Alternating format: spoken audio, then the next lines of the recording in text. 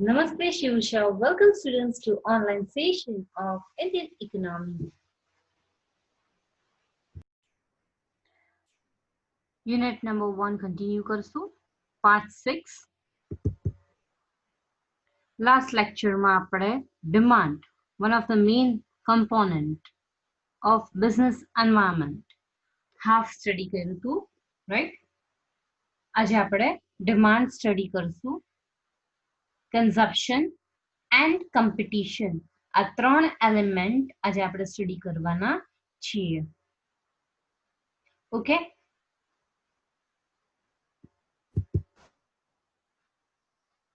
Different kinds of demand are as follow. Previous session માં what is demand એ આપણે જોયું હતું factors of factoring જોઈ હતી હવે આપણે આજે continue કરશું એના types થી kinds of demand there are 4 kinds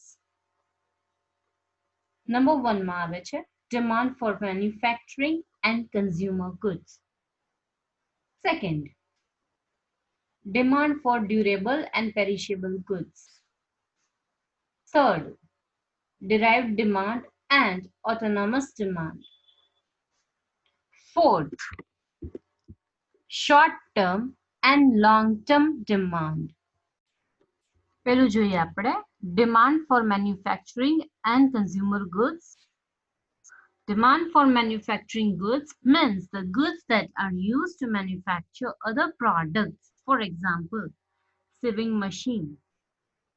Consumer goods means the goods that are used for direct consumption. For example, clothes, bread, butter, etc. Consumer goods can be durable or perishable goods. પહેલી વાત કરે છે manufacturing goods અને consumer goods.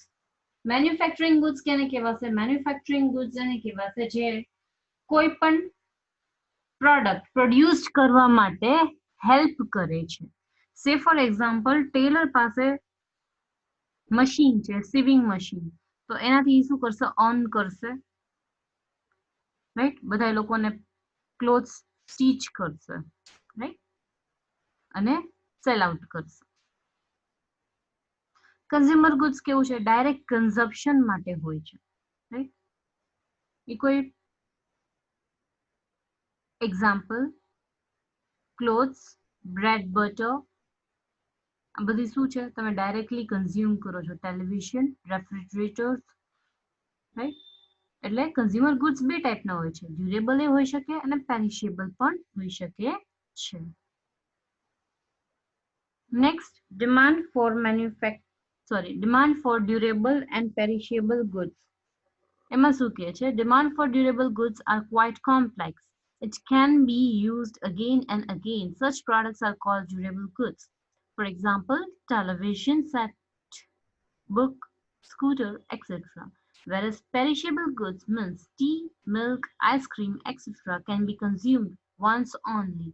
Demand for perishable goods is made to meet current or written demand. Durable goods and perishable goods ની વાત કરીએ છીએ. Demand for durable goods એવા કે જે આપણે reuse કરી શકીએ છીએ again and again. Say for example, scooter છે, books છે, right?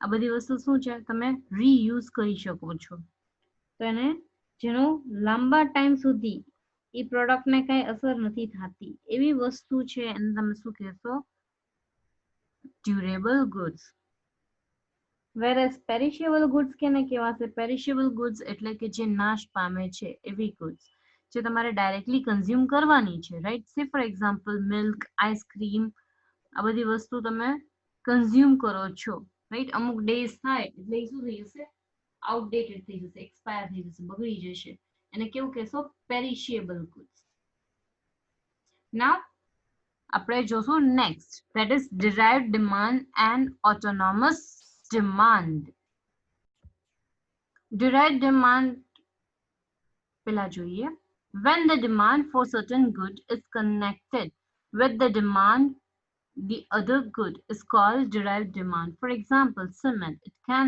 It is connected with the demand of building. Derived demand શું કહે છે એક ડિમાન્ડ બીજી ડિમાન્ડની સાથે જ્યારે કનેક્ટેડ હોય એને ડિરાઇવ્ડ ડિમાન્ડ કહેવાય છે. ફોર એક્ઝામ્પલ, હવે વધારેમાં વધારે બિલ્ડિંગ્સ તમારે કન્સ્ટ્રક્ટ કરવી હોય તો શેની ડિમાન્ડ વધારે થાય? સિમેન્ટની ડિમાન્ડ. એટલે એ બે ડિમાન્ડ કેવી છે? કનેક્ટેડ છે. That is known as derived demand. એનું ઓપોઝિટ જોઈએ તો autonomous demand. Autonomous demand is rare because usually demands are connected with some other demand. Generally autonomous demand શું છે? એ ઓછી હોય છે કારણ કે બીજા ફેક્ટર્સની સાથે કન્સર્ન નથી હોતી. રાઈટ? ઓટોનોમસ ડિમાન્ડ એટલે તમે સિંગલ ડિમાન્ડ ક્રિએટ કરો છો, કોઈ પણ ડિમાન્ડની ઉપર ડિમાન્ડ ડિપેન્ડેન્ટ છે નહીં. રાઈટ? અને શું કહેશો? Autonomous demand. જનરલી આવા ટાઈપના ડિમાન્ડ્સ બહુ ઓછી હોય છે. નેક્સ્ટ છે short term and long term demand. Short term demand. Short term demand is connected with current demand. The factors affecting is income and change in price. Short term માં શું છે? તમે કરંટ ડિમાન્ડની સાથે વાત કરો છો, રાઈટ? જે ઇન્કમ અને પ્રાઇસ ચેન્જની સાથે કન્સર્ન છે. Whereas long term demand is such a demand that comes into existence as the result of price improvement in goods and services. જેમ પ્રાઇસ ઓછી થાય કે વધતી થાય, રાઈટ, ત્યારે તમે ડિમાન્ડ ક્રિએટ કરો છો. ધેટ ઇઝ લાંબા ટાઈમનું વિચારીને તમે ક્રિએટ કરો છો. That is long term demand. Okay, તો અહીંયા આપણા ફર્સ્ટ એલિમેન્ટ કમ્પ્લીટ થાય છે, ડિમાન્ડ. હવે આપણે સેકન્ડ એલિમેન્ટ સાઈડ જાશું. That is consumption. Second main element છે કન્ઝપ્શન. કન્ઝપ્શનમાં આપણે જોઈએ the direct relationship between real income and consumption is called consumption function. શું કહે છે? કન્ઝપ્શનમાં ઇન્કમની સાથે ડાયરેક્ટ રિલેશન તમને જોવા મળે છે. where C is equals to F bracketમાં Y. C means consumption, F means function, Y means income. Psychological law of consumption. Psychological law of consumption માં પહેલું છે when total income increases, consumption also increases, but consumption is less than income. શું કહે છે? પહેલી situation, જ્યારે તમારી income વધે છે તો સાથે સાથે કન્ઝપ્શન પણ વધે છે. એ સમજવા માટે આપણે એક ઇલુસ્ટ્રેશન લઈએ. માણસોની ઇન્કમ પહેલા 10,000 હતી, 10,000 માંથી હવે 15,000 થઈ. એટલે એની ઇન્કમ વધી એટલે સાથે સાથે એ ખર્ચા પણ વધારશે, રાઈટ? એના એક્સપેન્સીસ છે એ પણ ઇન્ક્રીઝ થશે. પણ તમારી કન્ઝપ્શન તમારા ઇન્કમ કરતા વધારે થશે નહીં. એટલે 15,000 કમાઓ છો તો 15,000 ની અંદર ખર્ચા કરશો, એનાથી વધારે એક્સપેન્સીસ તમે કંડક્ટ કરશો નહીં. Second, consumption of the rich class is less than poor class. એમ કેમ કીધું છે? consumption of rich class is less than the poor class. કારણ કે રીચ ક્લાસ છે એને બધી વસ્તુ ઓલરેડી સેટિસ્ફાઈડ છે અને માર્કેટમાંથી બધી વસ્તુ કન્ઝ્યુમ કરી લીધી છે ને એ સેટ છે. હવે એ સેવિંગ્સ ક્રિએટ કરવામાં બિઝી છે. વેર એઝ કન્ઝપ્શનમાં પુઅર પીપલ છે અને કાંઈ કન્ઝપ્શન હજુ માર્કેટમાંથી કર્યું નથી, એની નીડ્સ છે એ અનફુલફિલ્ડ છે. એ નીડ્સને ફુલફિલ કરવા માટે એ શું કરે છે? માર્કેટમાંથી કન્ઝ્યુમ કરે છે. એટલે કન્ઝપ્શન રેટ છે એ વધારે હશે compare to reach class.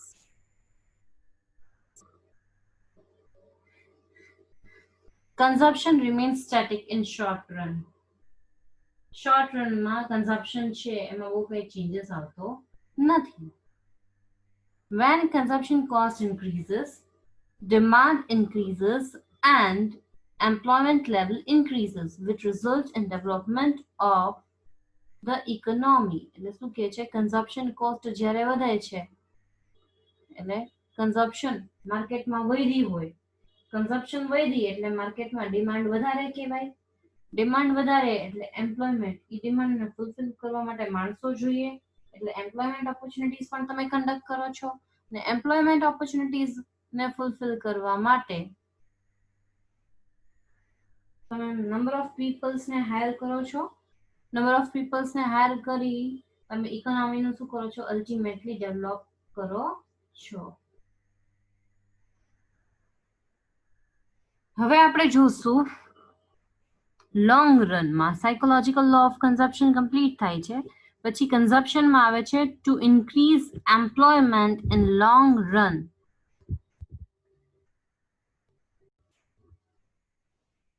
Very first example, redistribution of income.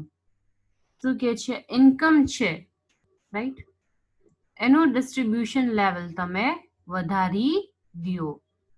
શું કે છે, રીડિસ્ટ્રીબ્યુશન ઓફ ઇન્કમ છે એ તમને હેલ્પ કરે છે લોંગ રનમાં કન્ઝપ્શન ઇન્ક્રીઝ કરવા માટે, which leads to increasing productivity and purchasing power of poor. The poor people should be provided essential commodities and consumer goods at concessional rate or prices. શું કે છે, રીડિસ્ટ્રીબ્યુશન of income એટલે બધાની કેવી income level વધી ગઈ, પુઅર પીપલ છે એ લોકો માર્કેટમાંથી પરચેઝ વધારે કરી શકશે કારણ કે એનું પરચેઝિંગ પાવર વધી ગયું, એટલે અસેન્શિયલ કોમોડિટીઝ છે એ રીઝનેબલ રેટ્સમાં એ લોકો લઈ શકશે. નેક્સ્ટ છે ઇન્ક્રીઝિંગ વેજ. ઇન્ક્રીઝિંગ વેજીસ લાંબા રનમાં તમારે લોકોએ મેક્સિમમમાં મેક્સિમમ કન્ઝપ્શન કરવું હોય તો તમારે બધાની વેજીસ છે એમાં ઇન્ક્રીઝ કરવો જોઈએ, પગારમાં વધારો કરવો જોઈએ. સ્વાભાવિક વાત છે, જે માણસ 5,000 કમાતું હોય એનું કન્ઝપ્શન ઓછું હોય પણ એનો પગાર વધી જાય, 5 ના 10 થઈ જાય તો એનું કન્ઝપ્શન લેવલ પણ વધી જશે. Increasing wages leads to increase in real income of poor and increased consumption. For example, social security schemes like pension, allowances, insurance, etc. should be given to poor people, which give security and stability, leads to increase in consumption. Third, credit facilities.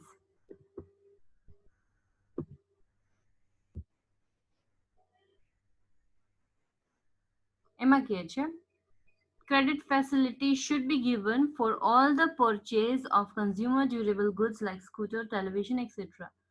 પગાર ઓછો હોય તો માણસોને આ બધી વસ્તુ લેવી હોય રાઈટ, તો એના માટે ક્રેડિટ ફેસિલિટીઝ નાઉઅડેઝ અવેલેબલ છે. તમે ક્રેડિટ ફેસિલિટીઝ થ્રુ હપ્તામાં ઓર એલ્સ ટાઈમ પીરિયડ તમને આપ્યો હોય એ ટાઈમ પીરિયડમાં તમારે અમાઉન્ટ પે કરી દેવાની રહે છે, દેટ ઇઝ ક્રેડિટ ફેસિલિટીઝ. એનાથી તમે માર્કેટમાંથી કન્ઝ્યુમ કરી શકો છો. Publicity and advertisement. Publicity and advertisement also helps in increasing consumption rate, and it helps the consumer to know about usefulness of product. માણસો જેમ જાહેરાતમાં પ્રોડક્ટ્સ જોવે એના ફીચર્સ જોવે તો જ એ શું કરશે, માર્કેટમાંથી ડિમાન્ડ ક્રિએટ કરશે.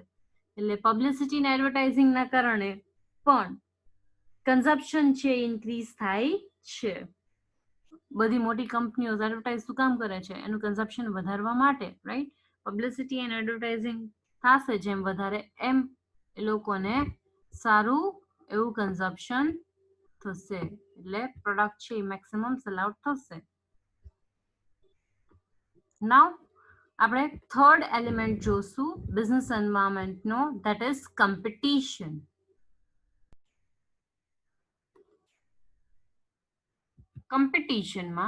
Competition is essential work to know the type of competition prevailing in market. એક ઇમ્પોર્ટન્ટ એલિમેન્ટ છે જે હેલ્પ કરે છે જાણવા માટે કે કઈ ટાઈપની કોમ્પિટિશન પ્રિવેલ કરે છે માર્કેટમાં. There are various types of competitions. When there are many sellers in the market, that market is called perfect competitive market. This kind of market rarely exists. જ્યાં ઘણા બધા sellers હોય right, તો એ market કેવી કહેવાશે, competitive market. આવી તમને rarely જોવા મળે. When there is one seller in the market is known as monopoly market. Here the complete monopoly does not exist. જ્યારે એક જ સેલર હોય કોઈ પણ પ્રોડક્ટ સેલ આઉટ કરવા માટે તો એને શું કહેવાશે? Monopoly market. જનરલી આવી ટાઈપની કોમ્પિટિશન ઓછી જોવા મળે છે કારણ કે કોઈ એક નવી પ્રોડક્ટ સેલ આઉટ કરે અને મેક્સિમમ પ્રોફિટ થાય તો બીજી પણ કંપની રેડી થઈ જાય છે.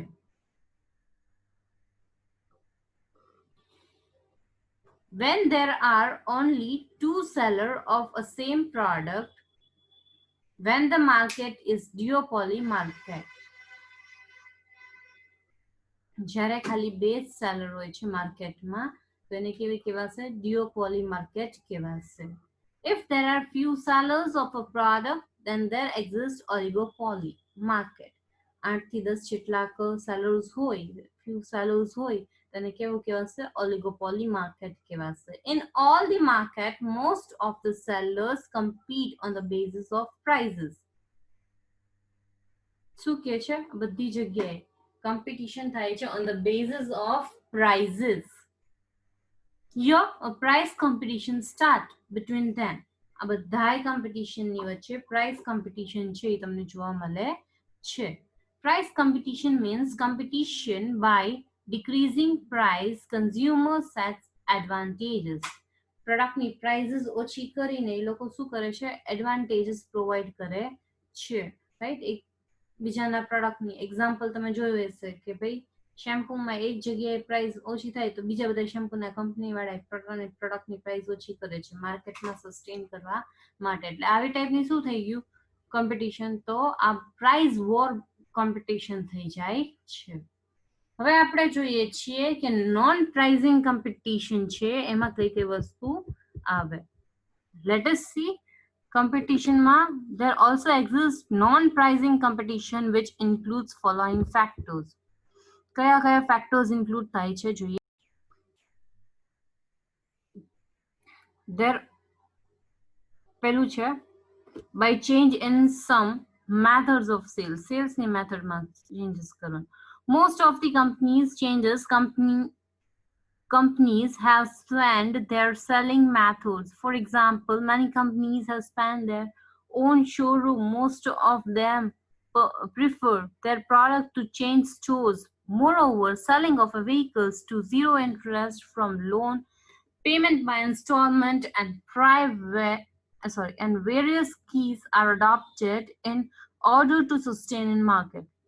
હવે ચેન્જિંગ સમ સેલ્સ મેથડ એટલે સેલિંગ મેથડમાં ચેન્જીસ કરો છો, જેમ કે 0% તમે લોન આપો, ઇન્સ્ટોલમેન્ટ ઓછા કરી દો, રાઈટ? શોરૂમ્સ થ્રુ તમે ડીલ કરો. આ બધાય change in some method of sales થઈ ગયું.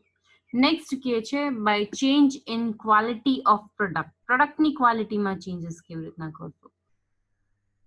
Instead of direct competition, the business enterprise compete with each other by changing their quality of product. Their targets customers remain same. The color, shape, size, etc. are changed. They try to attempt that they are providing superior quality of product. Quality માં થોડો ઘણો changes કરો. Quality in the term of કલરમાં change, shape, size, right? આ બધામાં થોડો ઘણો ફેરફાર કરો છો તો એ શું થઈ ગયું? Change in quality of product, right? તમારી પાસે સોપ્સ છે, રાઈટ?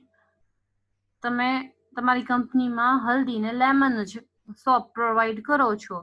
હવે તમે એન્ટી જમ્પ નો કરો છો તો શું કર્યું? તમે ચેન્જ કર્યું કહેવાય, change in quality of product, right? કાં તો તમે એમાં કલર્સમાં ચેન્જીસ કરો છો, પ્રોડક્ટની સાઇઝ નાની મોટી કરો છો, રાઈટ? તો આ બધી વસ્તુ શું છે? Change in quality of product. પછી થર્ડ આવે છે by changing in selling expenses. Selling એક્સપેન્સીસમાં પણ તમે થોડા ઘણા ફેરફાર કરો છો.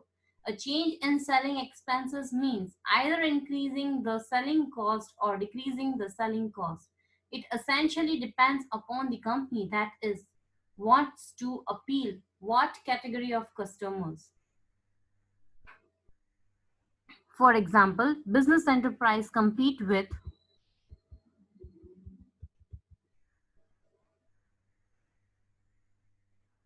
one another by changing selling costs like advertising in newspaper, magazines, televisions, selling products through chain stores, providing information to customers about utility, quality, and price of goods. Almost in all the countries of world, we find the existence of different types of competition. But the degree and application of different types of competition depends upon the economic structure and the criterion of the government. In this sense, competition becomes an important element of business environment. Changing and selling expenses. Selling expenses માં changes કરું. જેમ કે advertising, newspaper, magazines, televisions, right? આ બધી જગ્યાએ તમે તમારા બજેટમાં ફેરફાર કરો છો in order to compete in market, right? તો આવા નાના મોટા ટાઈપના selling expenses કંપનીને ડાયરેક્ટલી ઓર ઇનડાયરેક્ટલી અફેક્ટ કરે છે. બધી જગ્યાએ તમને લોકોને કોમ્પિટિશનમાં સસ્ટેન કરવા માટે આ નાના મોટા ચેન્જીસ કરવા પડશે. ઓકે, તો આ તમારા 3 એલિમેન્ટ્સ કમ્પ્લીટ થાય છે. નાઉ ફોર્થ એલિમેન્ટ ઇકોનોમિક પોલિસી આપણે ડિસ્કસ કરશું નેક્સ્ટ સેશનમાં. Thank you. Have a nice time.